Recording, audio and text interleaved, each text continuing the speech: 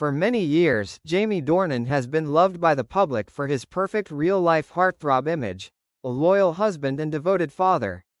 However, in a fictional story that has caused a stir in the entertainment industry, that image gradually changes in a way that few people expected. According to this fictional scenario, after turning 40, Jamie begins to seek freedom and rebellion. Instead of afternoons with his children, he is seen on solo adventures, wandering around Europe with a free-spirited style, abandoning all family man standards. While fans are used to seeing a warm Jamie at home, they are now surprised to see him try his hand at more edgy, even anti-heroic roles, as if to reflect the changes in this imaginary personal life. Entertainment magazines in that fictional universe constantly ask the question, is Jamie Dornan rebuilding himself, breaking out of the perfect shell he once wore? Interestingly, this change makes Jamie's image more human. No longer just a stereotype, he becomes a symbol of daring to live differently, daring to challenge prejudice. For some audiences, it is a step back, but for many others, it is liberation. Although it is just an imaginary scenario, this story shows how the public often portrays and labels celebrities. Is it possible that behind the exemplary husband and father, there is always a complex Jamie Dornan, with his own aspirations and rebellions? Jamie stepped out of the small bar in the mossy alley of Lisbon. The dim yellow light fell on his face, no longer calm and composed as before, but showing fatigue mixed with challenge.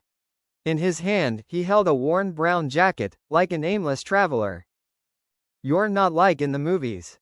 A stranger's voice rang out behind him. A young girl, holding a sketchbook, looked at him with curious eyes. Jamie smiled slightly, the half-smile no longer warm. "It's just a role. In real life, I am not a model father." The girl was silent for a few seconds, then replied, "Maybe that's why you're more real. People are tired of perfect statues." They sat down on the stone steps. Jamie talked about long trips, about leaving behind a seemingly stable but binding life. He confessed that sometimes he didn't understand what he wanted other than freedom. The girl did not judge, just opened her sketchbook and sketched his figure in the Lisbon night light. A man who was no longer the exemplary husband and father, but a man searching for his identity in the vast world. When dawn came, Jamie left. On the steps, the sketch was still unfinished. Under the portrait, the girl wrote a line. "Sometimes, to be truly yourself, you have to give up the most perfect version of yourself." After many days of wandering, Jamie stopped in Paris.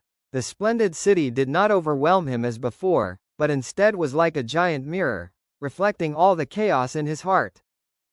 He rented a small attic room near Montmartre. The old wooden windows opened onto the streets filled with the music of street performers. In the evening, Jamie sat there, an unfinished bottle of wine on the table, watching the bright lights of Paris with a heavy heart. A neighbor, a middle-aged painter, knocked on the door. "Are you an actor?" he asked in English with a slight French accent. Jamie just nodded. The painter looked straight at him and continued. "Every actor knows how to live two lives. But the danger is, sometimes you forget which is your real life." That sentence made Jamie freeze. He probably didn't know what was going on, but those words were like a knife that stabbed right into his heart. He had once been the symbol of perfection, husband, father, star. But now, all those roles were like a disguise he no longer wanted to wear. That night, Jamie didn't sleep. He stood in front of the window, feeling the cold night wind. Below, a group of young artists were singing loudly.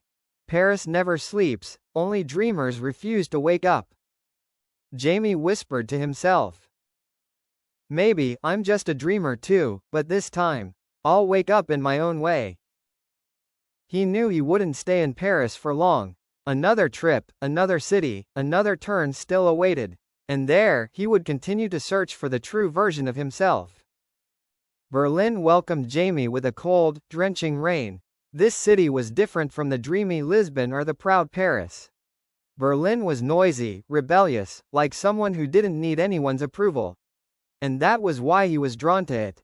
On the first night, he entered an electronic club deep in an old basement.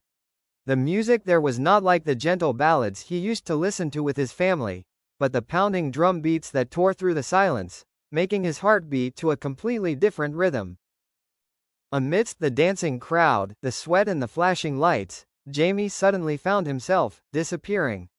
No longer a family man, no longer a star actor, he was just a body melting into the crowd, a small heartbeat in the chaos. A girl with silver-dyed hair approached. "Where are you from?" she shouted, her voice lost in the music. "I don't know," Jamie replied, also shouting loudly. She laughed, then pulled him to dance to the beat. In that moment, Jamie felt like he had found a new home, a home without walls, without responsibilities, only letting go. When he left the club, it was almost dawn. Berlin was still raining, the streets were sparkling with neon lights. Jamie stood alone next to an old graffiti-covered wall. A strange thought echoed in his head. Maybe to find myself again, I have to accept losing myself over and over again. He took out a small notebook, wrote those words, then stuffed them back into his jacket pocket. Berlin left him not with sweet memories, but with the mark of another transformation. He knew, the journey was not over yet. Rome was packed with tourists that night. But Jamie didn't go to see the Colosseum or the Vatican, he chose a small cafe deep in an ivy-covered alley. He sat there, alone, until a tabloid on the table next to him caught his eye. On the cover, a picture of him in a Berlin club had been leaked, blurry, but recognizable. The headline read, "Jamie Dornan, from model husband to rebel?" His heart sank. He had thought he had escaped the scrutiny of the media, but it turned out that the shadow of the past still haunted him. Rome was no longer a refuge, it had become an involuntary stage. That evening, he received a call, an unknown number, but a familiar voice. "Jamie, what are you doing with your life?" It was the voice of his best friend from home, mixed with disappointment and concern. Jamie didn't answer right away. He looked out onto the street, where the yellow lights fell on the ancient Roman stones. A city that had seen many mighty empires fall. He whispered, "Maybe I am falling too." His friend continued, his voice more harsh. "Do you know what the newspapers are saying? People are making fun of you, and your family is being dragged into it. Have you thought about them?" The question was like a hammer blow. For the first time since he left, Jamie felt a surge of guilt. He had run away to find freedom, but had inadvertently tied the people he loved to the vortex of public opinion. That night, Jamie wandered to Piazza Navona. The melodious music of a violinist played. He stood still, tears falling without even realizing it. In that moment, he understood, this journey was not just a rebellion, but also a battle between two people in him. The one who wanted to break away and the one who could not let go.